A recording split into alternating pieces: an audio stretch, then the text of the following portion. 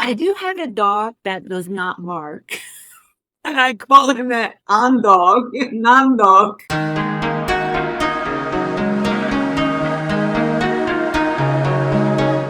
Awesome, Ghost. I'm so excited that we get to do this. I know this has been a long ways in the coming, in the making. We've talked about this for a long time. So, as you know, what I try to do with these conversations is highlight to the audience who these people are that I'm having conversations with, what they do, and how they can help people. So, let's just start right from the beginning. Who are you? Good question. Hopefully, on a lot of things, hopefully, but yes, I'm a scientist, I think, foremost. I grew up in Turkey and then I came to the United States to become a scientist. And I've been in science for 21 years. But other than that, I've been really interested in helping people in general. But like being in academia and industry, I realized there are dysfunctions in communications, like everywhere else. But I think in science, especially, people are so like, oh, we're not supposed to feel, feelings aren't there, emotions aren't for science. So there's a lot of like resistance in accepting who we are as humans, right? We're part of, like, we have to have emotions, we have to have feelings. And we can't just say, okay, I'm going to leave them at home and then I'll just come to work and just work. Doesn't work like that. Obviously, we're humans. So I realized that the dysfunction was there. So from like even my postdoc years, I've always believed in changing things, and I always wondered myself, like, what can I do to help? What can I do to help?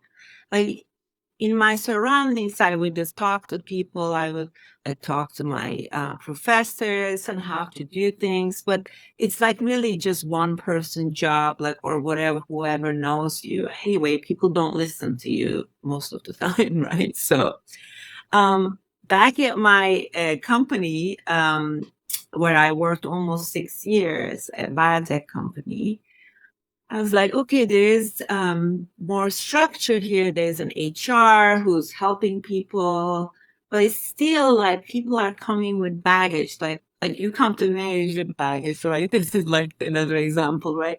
But and you come to this workplace with a baggage. You come from wherever you did your PhD, postdoc, masters, and you're bringing that culture with you. You don't leave it back. So even though you're in a company and there's more structure, it's still like, okay, these are the same people, right? And they act like what they know how to act. So, and I realized we were losing talent, like just, out of simple communication sometimes. And people are afraid to talk about them. People are afraid to confront their, you know, managers or their colleagues, because I think the culture is also like, oh, let's not talk about our conflict. Let's not do this kind of understanding. So that continues everywhere at the workplace as well. Like, I'll put my head down, I'll do my experiments, I'll do this, and everything will go away maybe, but never does, right? So it actually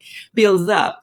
So yeah, I was working there, and then our head of HR joined the Dragon, and she and I like sat down to have a conversation, and I was telling her, hey, we're losing a lot of talent, and I have ideas. What do you think I should do? Like, I want to help.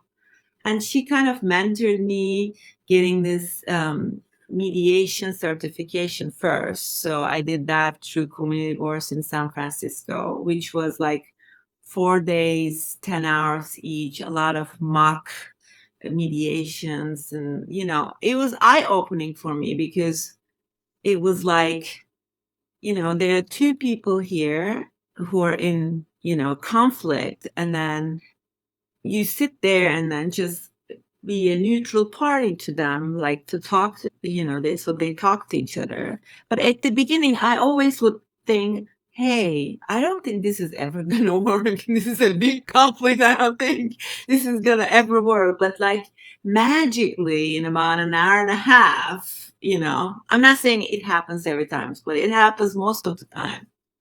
People have had empathy for each other. And then all of a sudden they start talking like to each other and they apologize and things, the air changes and you're like, oh my God, what is going on here? Like there's magic in that, really seriously.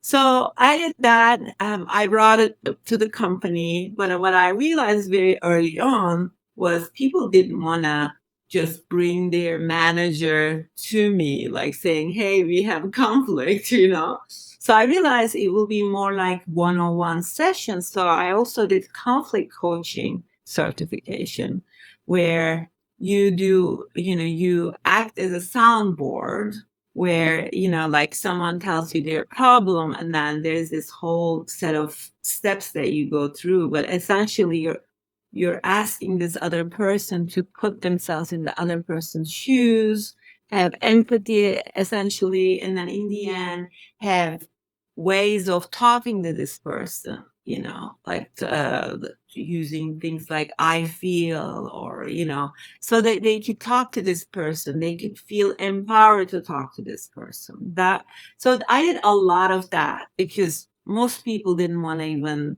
you know bring in their manager or anybody like that. So they would just like talk to me. Sometimes it's venting helps, right? So I always told them, like, I'm not a therapist, I'm not a lawyer. That's the whole spiel that you have to go through.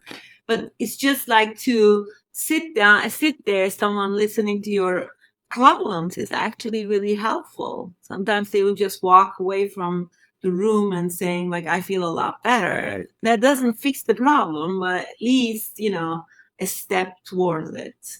Yeah. Yeah. So I did a lot of that, and I was laid off back in January. So since then, I set up my consulting company around mediation and conflict coaching. So I'm slowly working into that. So I feel like this is like part of every company, but I would start with biotech and technology. I'm very familiar with that as well. Yeah, I'm hoping to get to help people with their conflicts.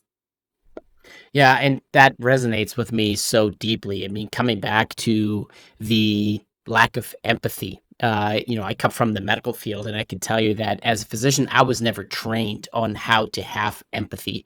It was always about just get the work done, especially in a fast paced and high workload surgical world. It's always about all these things need to get done. Emotions come last.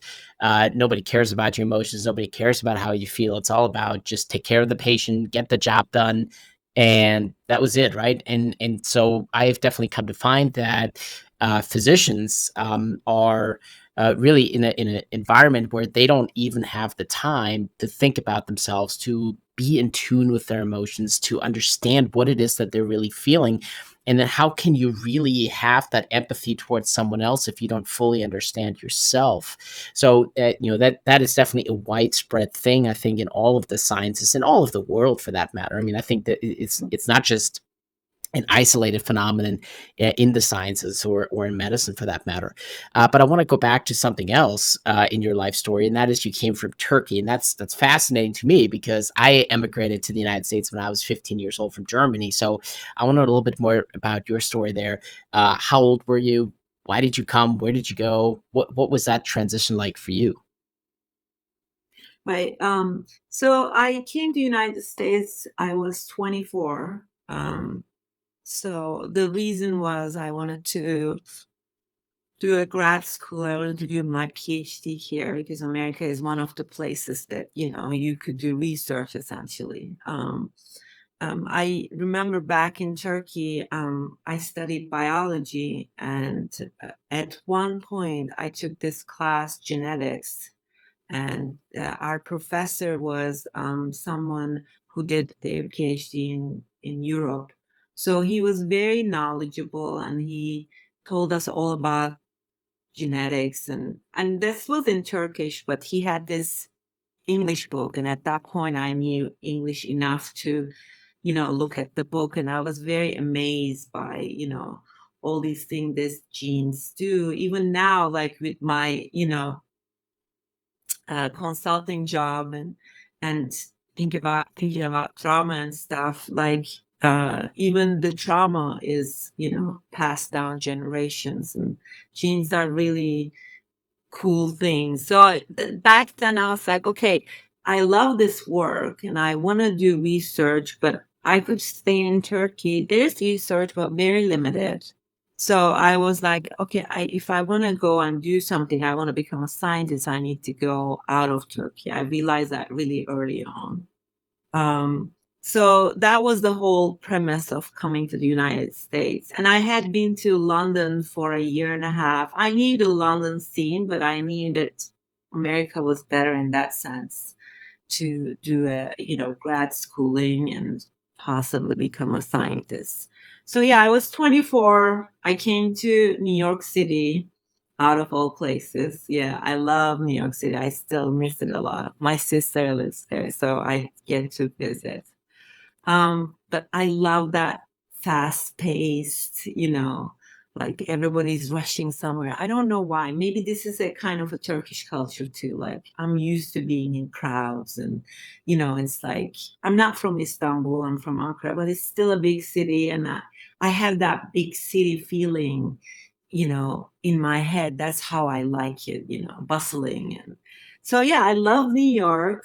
And it was an amazing program at NYU. So I got to meet a lot of international, amazing scientists, amazing people.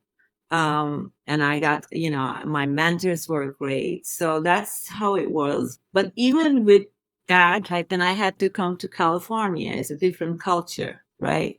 So it's like from coming from New York City to California is a different culture shock as well. You know what I mean? So anyway, but yeah, so I've been to New York City and then I came to California. But science field, I have to say, is very, very, it's a bubble. It's a bubble. We don't necessarily realize all the things that are happening in the United States, like with racism, with other things, because it's like in science, everybody's from somewhere else. Everybody has, an accent or something like that. So for me, it wasn't a big deal being here in that kind of environment. But, living in America is a completely different experience for sure. Yeah. Yeah, yeah, no doubt. Do you ever go back to Turkey? I'm assuming you still have family there. Do you go back to visit often? Yes. What's that like? I do. I do. Like for the pandemic, I couldn't go that much, but I went last summer, and things have changed a lot in Turkey. I'm sure you know as well. There's a lot of, the different things. Economy is bad. It's sad to see Turkey that way, but I miss it a lot. Of course, I love going and spending time. And I was there for a month by the seaside, and kids loved it. And yeah, Yeah. I Yeah. do go back for sure. That's awesome. I want to ask you something, just your perspective from being inside that academic world. Something that I've noticed in the last few years here, mostly obviously here in the United States, because that's where I'm based out of, and that's where I do my work from. There's it, there's on the one hand, there is the need for science, the need for objective data, the need for understanding and answering questions that we all have about the world. Now, in your case, that's about genetics. Maybe in my case, it's about various pieces of medicine. But uh, at the same time, there's a lot of for-profit universities, and I've really come to find this through some personal experiences in my life that really they're not after that academic side of things. They really just want to make money off of students under the guise of an academic institution. And in my mind, I look at these institutions and I think you really don't deserve to have the title university in your name because you're not academic at all. You're totally for profit driven. All you want to do is make money under the guise of academia. At the same time, what I've seen is a lot of publications, and I don't know how it is in other areas of science. I can only assume it's similar. But for example, in medicine, in the medical world, the more you publish and the more articles you list on your resume, the higher your academic rank is. As a result of that, people publish articles that really don't advance the science. They're really just meant for quantity over quality, just to bulk up the resume and say, oh, I have 100 publications, but most of the publications, the content is complete garbage. But those people rise to the top in the academic ranks. And it just seems that's the way the system is set up. It's quantity over quality, and also again in a for-profit driven environment.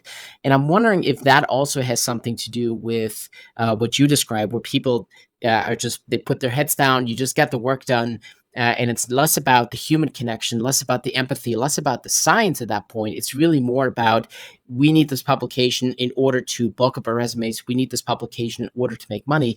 And that's what really is at the core, at the root of what's causing all of these problems that we've already talked about. I don't know what your thoughts are on that. Very good question. So both of the universities that I went, NYU and S.I.M.P.L.E, they're both, public, private universities, right? Um, but completely a different experience, like night and day. So NYU, I'm lucky that I got my PhD at a place where mentoring was very important, the most important thing, and teaching people to become scientists. And that's how I came with a master's degree, but still I needed to learn so many things. And I needed people to guide me. I needed people to, help me with that. And NYU was an amazing place for that. Amazing, right? So then when I came to Stanford, it was completely different. Even though people say, okay, now you're a postdoc, so you're supposed to know things. But I've had friends in the lab where I was working, they were grad students and they were undergrads. They all had the same issue. So what happens in a big university like that? I'm not saying this is how it was all the time, but what I've seen is they just people come with this like really amazing backgrounds. They already know what they're doing. So there's no mentoring. There's just a race, right? Sink or swim, like cutthroat, like just jump in the water. Who gets to go first? And I was so shocked. I was like, how could we do science like that? This is not science. It's not collaboration. Like the first couple of months, I had to deal with this another medical student who I was put in the same project with. And he was so upset that he was trying to do experiments behind my back. And I'm like, when I found out, I was just like, well, I was like, how could this happen? Like, I remember crying. Like, I don't cry much, but I was crying like the first month at Stanford. It's like, should I leave? Should I go somewhere else? I stick to it. But essentially, there's this understanding of like, okay, here, this is your project, go do it. Like, in the same lab, people wouldn't share protocols. Like, I'm like, slow this down. Like, I don't want to reinvent the wheel. Like, there's already something here. Why not you sharing it with me? But the whole culture is around that. Like, you're on your own, do what you need to do. As publications wise, publications were good quality, but that meant that it took like 3 to 5 years to have one publication. And only one person gets the first author status, right? So now people are doing co-authorship, which I think really helpful. But essentially, if you're only publishing one paper in your postdoc or two, we need to be a first author on that. So, and then all the other people don't get that same credit. So yeah, and then people just like doing all sorts of things. It didn't happen in my lab, but apparently people were just like changing the solutions so that people was experimenting. I mean, we're trying to cure cancer here, people. Like, what are you doing? Like, who are we like helping here? It's amazing, like these things. But in the end, I ended up having a really good conversation with the professor that I was working with, and I was trying to tell him, look, there are some things that you could do as a PI here, like, and then people come into your lab, they will feel safe, they will feel good about working there, they will help each other. You can't just put two people in the same project and hope that they're going to do their best, because not everybody likes to be in that kind of race. I actually love collaboration. I love teamwork, but I don't do well when I'm like put in a position that I have to fight with this other person. I'll do it, but I don't like doing it. So No, definitely that's there is a that. No, I think that's a good point. I mean, science should be a collaboration, right? Science should not be a competition. And to your point too, like I'm not saying every university is this way, but just the one big thing in my life that has definitely come to mind lately is my girlfriend is working on her PhD, and the university is of no help. I mean, they're accusing her of plagiarizing. She's working on an autism study, and they're saying she plagiarized from a study on IoT devices to help hematopoietic stem cell recipients. I'm like, why would you ever consider, out of the millions of papers out there, why would they ever think that you looked up this very specific paper and copied something out of that, right? I mean, it's just mind-blowingly stupid. And but they're doing all of this for two reasons. One is it's very much hazing. It's like, well, we're the professors and you're only the PhD student, so you have no control here. We have all the control, and we're telling you what you need to do. Um, Instead of that true mentorship that you had mentioned of saying, look, let's just rework this, let's look at this, or just as a pure human, like I'm looking at this, right? I'm like, there is no way she looked at this paper and copied that line, that sentence out of that paper, because she doesn't even know what IoT stands for, right? Why would she ever look up this out of the millions of papers out there? Why would she look up that one? It was hard enough to find papers to support her argument and write her own study. And I've seen the amount of work she has put in. There is no way anybody would ever consider looking up this random paper in an entirely different field of study to copy one sentence that you couldn't write yourself. It's just completely asinine. So the mentorship absolutely is not there. There's a lot of hazing, and I've also come to find is they only do whatever they say they do, which isn't even that much, as long as she's paid up. And the financial aid office there is of no help. I mean, she's been talking with them for months now with no response. Nobody answers phone calls. She's on hold for hours, and her financial aid keeps lapsing because the school isn't doing their job. She gets put on the hook and saying, well, look, your account is past due. We're sending you to collections. They're only working if they're getting paid, but there's no mentorship there. So I agree with you. Science should all be about collaboration. I mean, that's the whole idea, right? I find answers that you can use in your part of the science to expand the knowledge even further. It should always be about collaboration. So I'm totally on board with you on that. So with all that said, what are you doing now with your own consulting business to drive forward that collaboration? How are you helping these other scientists and your clients to be better collaborators, to open up the space for better working environments, less stressful working environments, less burnout, right? How do you set your clients up for success? So yeah, I mean, I think that a part of the thing with mediation and conflict coaching is really putting out fires. I realized, like, once I get to work, really, it's essentially too late, right? Especially at the mediation stage, it's really hard to repair at that point. I mean, I definitely agree, that it's an amazing magical thing and it helps people. But I feel like we should work on not getting there, right? Being proactive. So I'm hoping to like really help people with being proactive. So don't hire me when two people are fighting each other. One is about to quit. Call me when you want to set up a better culture, when you want to, have this good environment where we can have team workshops and talk about communication, how to communicate with each other, talk about emotions at the workplace, how to deal with them.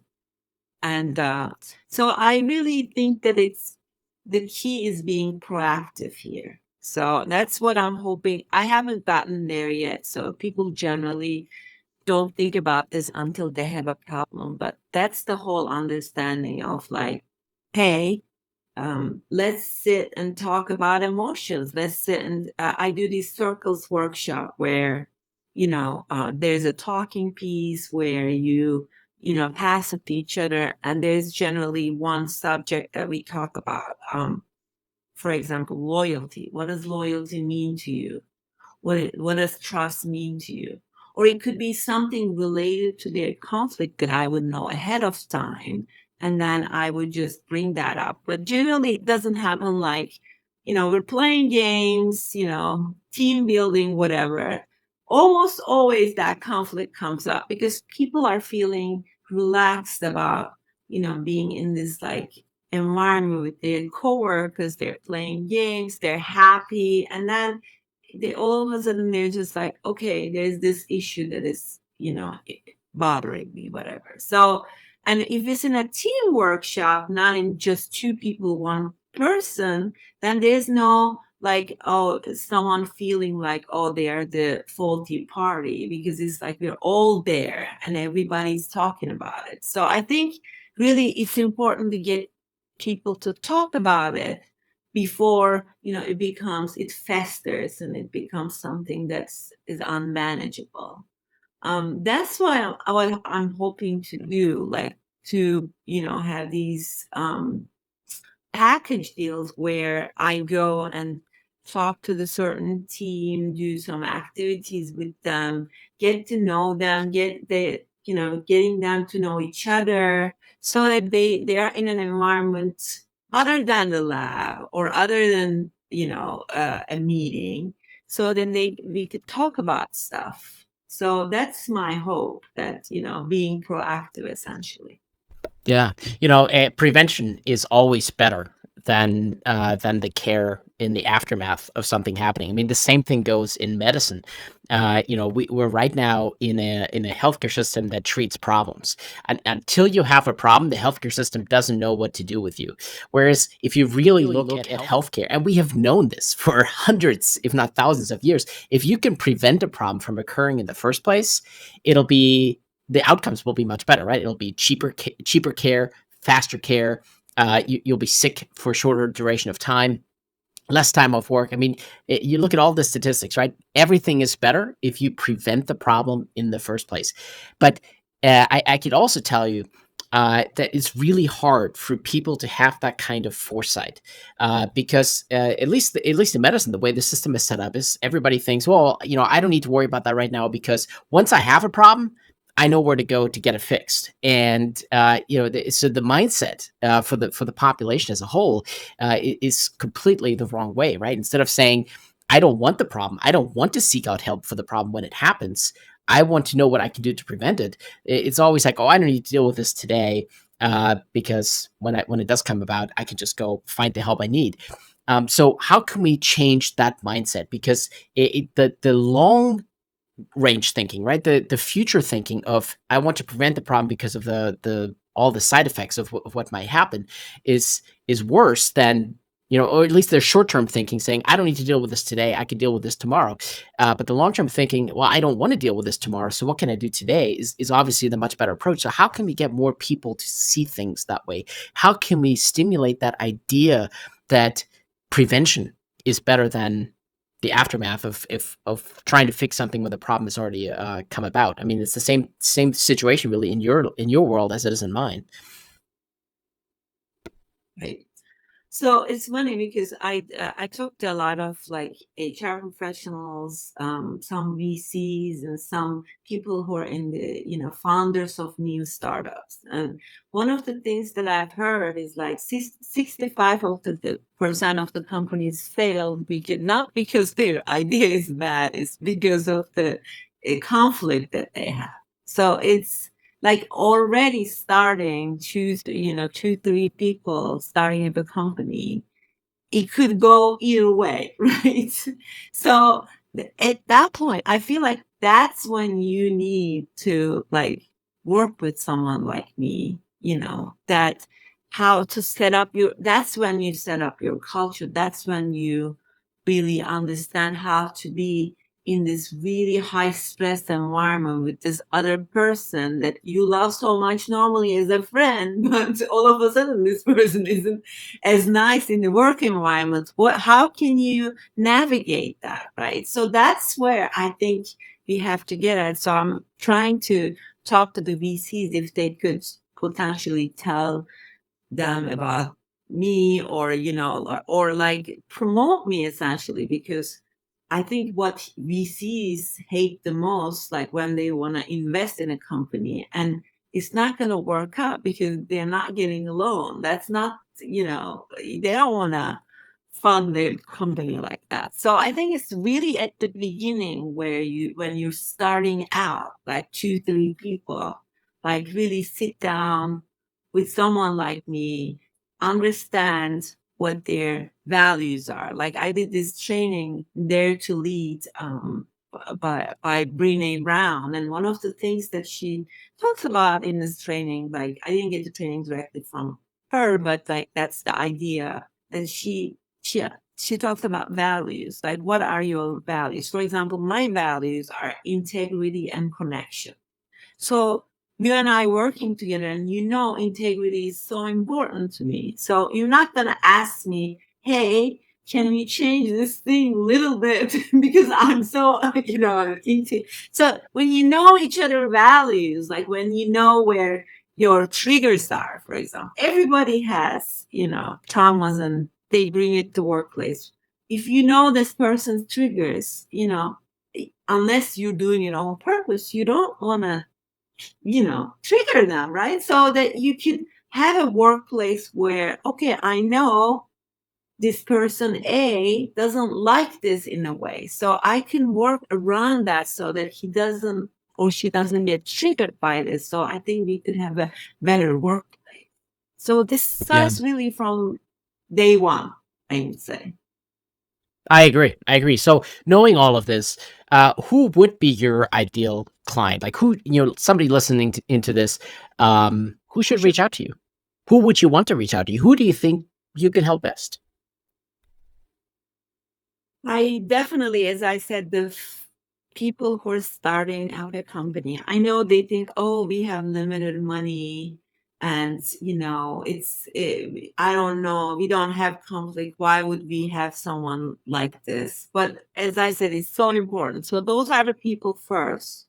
Or like companies like startups or small scale companies where they're about, 20 to 30 people, but hiring up to become 100.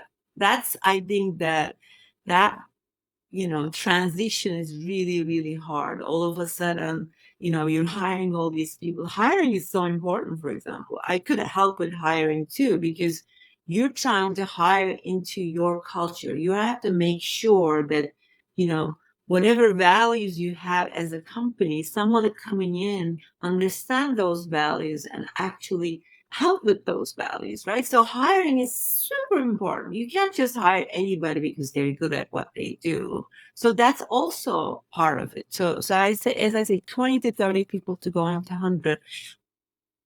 I could help all the steps where from hiring to set up a culture, to set up team structure so that things don't happen, but still be there also if there are things happening, conflicts happening, and if people need help for sure. Those are I think the bigger companies, they have their own structure. I don't know if I can really help in that. It's so big, but I think starting up or from, like early on, I could definitely help. Yeah, in that growth phase, I agree with you, is so important, because if you mess that up, it sets you up for failure down the road. So hiring the right Yeah. people, hiring in the right way, make sure you continue to have that collaborative environment, that supportive environment for all the people that you're going to bring into your company, is so important to get that right from the start. Going back to the prevention aspect that we discussed a few minutes ago, and I mean, in my world, or in my mind at least, I can even see you being of value to even the larger corporations. Yeah, I mean, somebody, a company with 1,000, 10,000 employees, you're not going to help all of them all at once, but they're all going to be siloed into different departments. And so you could still help each department out along the way. And hopefully that whatever positive influence you can have on one of those little silos can then spread out, to even the other departments, as well. So I don't think that that's necessarily something you couldn't help with, if individual departments needed help. I mean, one of the big things that just, if you look at the recent news, Tesla getting rid of their entire supercharger team, right? What happened there? And those are about 500 employees on that team, I think. So, just, Tesla as a whole may not be the right target, but the Tesla supercharger team or whatever happened there, whatever department, was overseeing that, right? That could be a good target for you to create a better working environment for everyone involved, which then sets the company up for much better success. Um, let me change things just a little bit because I know there's something that you and I had talked about, for months now, and I haven't heard an update yet. But I know you've been working on a book. So what's the status there, and what's the book all about? Yeah, it's here. This is my book. It came out on March 19. It's called Kismet. I don't know if you know the word Kismet. It's fate or meant to be, but it's a Turkish Right? word. Also, a lot of Middle Eastern countries use it. So yeah, it came out. I'm so happy with the traction that I've been getting. Actually, it's been wonderful. That's Yeah. amazing. That's amazing. Who's the book for? What is it about? So this is the personal story of mine, personal side of things. But essentially, the premise is helping people, right? So this is I've gotten a lot of feedback from people, and I wrote it in that way. But I think hearing that from men and women who read it, saying that, oh my God, Gozde, you were so vulnerable in this book, so vulnerable. So I was very open about my experience. So this is mostly about the last 4 years of my life where I had to go through divorce, mental health issues, my kids' education, all that stuff that I put in there. Of course, I talk about Turkey as well, like how I came to the United States. But essentially, what I've had to go through and how I dealt with it. Yeah, so that's the story. The big takeaway is, and you mentioned this before as well, self-love, like how to love yourself, how I had to figure out to love myself after 45 years of age. So, yeah, I mean, it's amazing because you don't think about that, you don't talk about it, like especially in Turkish culture. Oh yeah, like love yourself. Really, maybe now it's coming about, but you don't grow up thinking, oh, you've got to love yourself first, right? So it's all about like, oh, how yeah, it's not about that at all. But I kind of like figured out that it's really important to put yourself first. But when people hear that, they think it's like, oh, selfish, very self-oriented person. No, it's not. Actually, I put everybody else before me all my life. Now I'm actually learning to put myself first. If I put myself first and if I'm healthy, then I can help everybody else as well. So that's Yeah. the trailing of the book essentially. No, that's beautiful. The book is available, on Amazon bookstores. How can people get a copy if they're interested? Yes, so on Amazon, Barnes and Noble for sure, and then Audible is coming up too. I'm in the process of getting Audible up because I know some people. I'm the same way. I listen to books now. I don't necessarily get copies. So if you wanted to listen to it, that's also an option. Is coming about.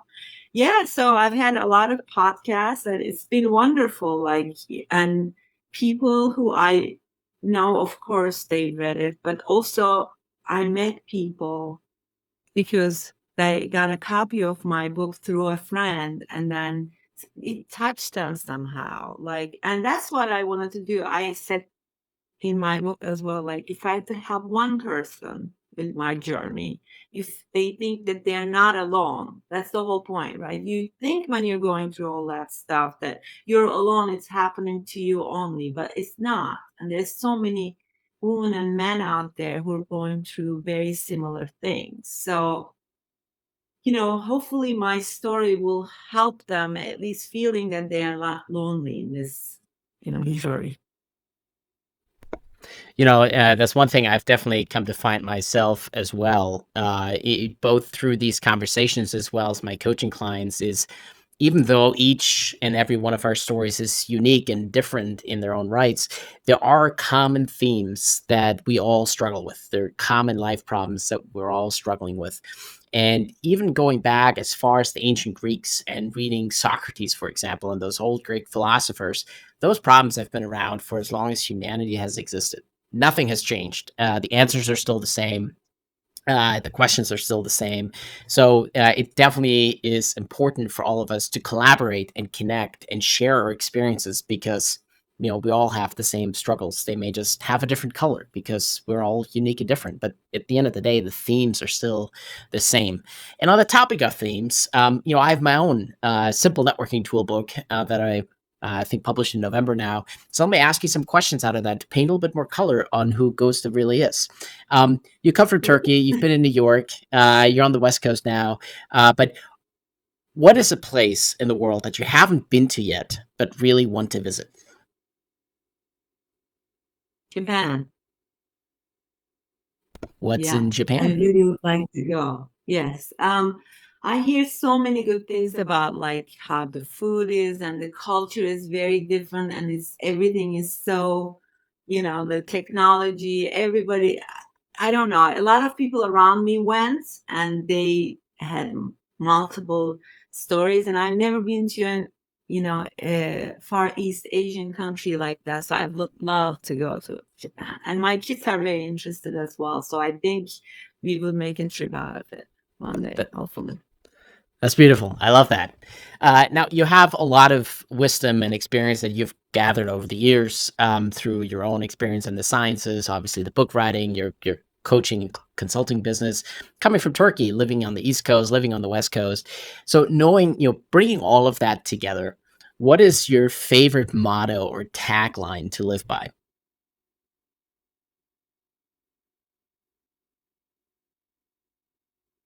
Good question.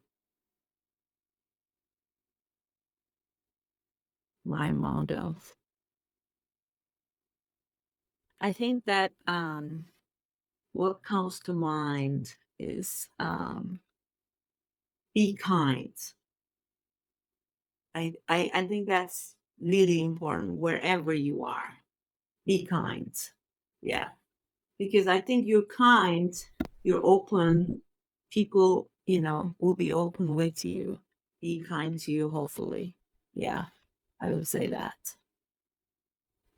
That definitely resonates deeply with me, and it actually reminds me of something that Spencer Cox shared, who was on this podcast several months ago. He did a fantastic motorcycle journey from Vancouver all the way to the tip of Argentina, and I asked him what he learned about humanity because he crossed so many different cultures and countries, and he met so many people along the way. And he said, naturally, most people are very helpful. They actually, we want to help each other, and I feel like this goes back to the beginning of the conversation. We lose track of that sometimes in our work environments when it's all about making money, solving problems. We lose track of the fact that we are meant to help each other. Collaboration is the way we're meant to. Right? We're meant to live together, work together, grow together, and love together. So it goes right back to what you're saying. Is it's just being kind to each other. I think can bring us back to those very roots of what it means to be human, of working together towards a greater good. So I love that. That's a fantastic point. Um, this next question is the weirdest question I've ever asked, and that's why I keep asking it because it's such a fun question. But would you rather have a cat that barks or a dog that meows?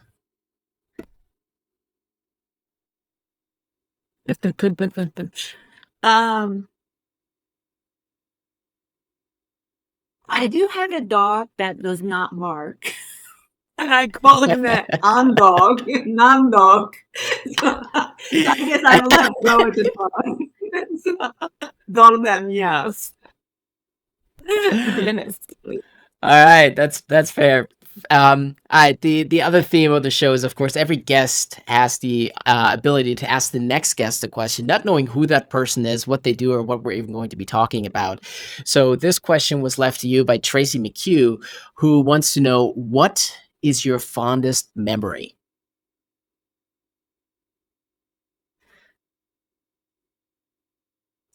So, I mean, there's multiple memories, but now that I'm looking at the book, there's this place in Turkey. This is from Turkey. So, Güzel is near Izmir. This is the town that we've been going for 40 years, and it's like there's a special place in my heart. And when I think about, like, when I'm in a pickle, or when I'm thinking about, like, in a stressful situation, I want to close my eyes and I want to go somewhere, this would be the place, right? So that's kind of, I think that that's always resonated with me. That's the place that I want to be at when I'm, dealing with something like that. So, yeah. That's beautiful. I love that, and it's right on the cover of your book.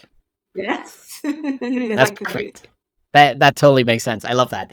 All right. Well, listen, it's your turn now to pay it forward. What question would you like to ask the next guest on the show, not knowing who that person is, what they do, or what we're even going to be talking about?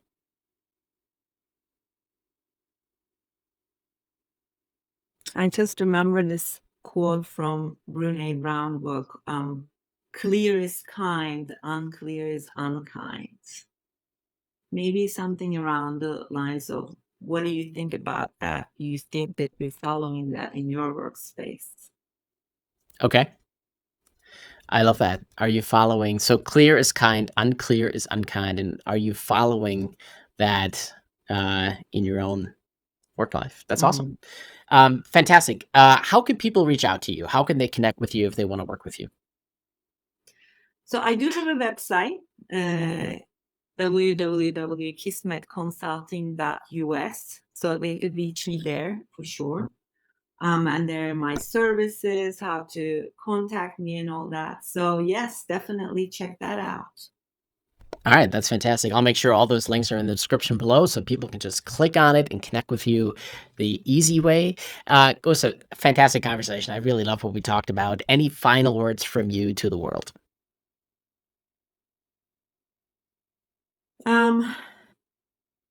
Again, I'm going to go back to self-love. Whatever you're going through, I feel like if you have self-love and you know where you stand and you're happy with your values, good things are going to come your way. I really believe that. Even though it's really hard to think about it at that point, but just be hopeful. Whenever you give it to the world, I feel like that comes back to you. I really think this is the motto. Yeah. Yeah, no, I agree. You reap what you sow. Put positivity out into the universe, and positivity will come back like a boomerang. But just like a boomerang, you don't ever know how fast it's going to return, right? It might take a few weeks, it might take a few months, it might take a few years.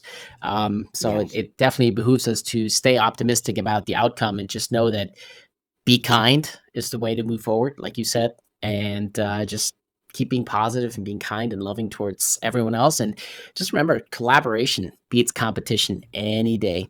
So that's awesome. Thank you so much for doing this. This has been an absolutely incredible conversation. I loved it. Thank you for being here. Have a great rest of the day. Well, thank you for having me. Yeah, this was amazing. All right. I really hope you enjoyed that. The questions that I asked towards the end are from my new book, The S.I.M.P.L.E Networking Tool. It's a great book that redefines how we network. It's all about who someone is and not what they are. So if you want to get your own book, it's available on Amazon. If you want to learn more, there's videos about it here on YouTube. So you can check out this amazing new social science experiment. I'm so excited for it. if you do get a book and you do start your own, please let me know how it goes and what your experience is like. I'm working on the second edition and I want to make it the best one yet. So be sure to tag me, let me know how it goes. Thanks for watching.